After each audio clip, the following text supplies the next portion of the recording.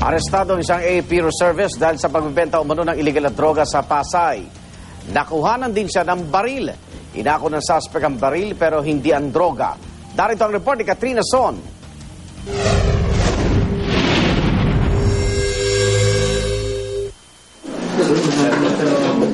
Di na nakapalagpa ang lalaking ito na nahuli sa isang buy-bust operation sa Pasay City. AFP reservist at miyembro pa raw ito ng isang Explosives Ordnance and Disposal Unit. Nakilala ang suspect na si Emilio Montellano Jr. alias Botong. Nahuli raw sa Apple si Montellano na nagbebenta umano ng ipinagbabawal na droga sa asset ng mga pulis sa kanya mismong tahanan kagabi. Anti-drug campaign natin ngayon at ito yung ating nakuha.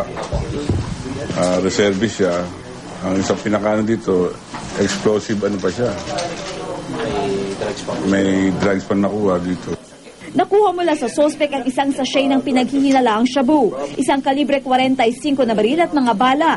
Todo tanggi naman ang suspect sa mga aligasyon laban sa kanya. Aminado raw siya na sa kanya ang baril, ngunit di raw sa kanya ang nakuhang droga. Kwento pa niya, nag-iinuman lamang daw sila ng kanyang kapatid sa loob ng kanilang bahay sa Antipolo Street sa lungsod ng Pasay. Umalis daw ang kapatid para bumili pa ng alak. Laking gulat na lamang daw niya nang pumasok ang mga pulis sa kanyang bahay at hinuli siya. Alam, tarungan itong ganito nangyayari. Dahil inabukas sa mga anak ko.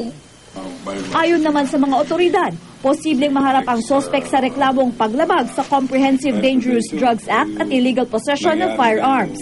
Para sa unang balita, Katrina Son reporting.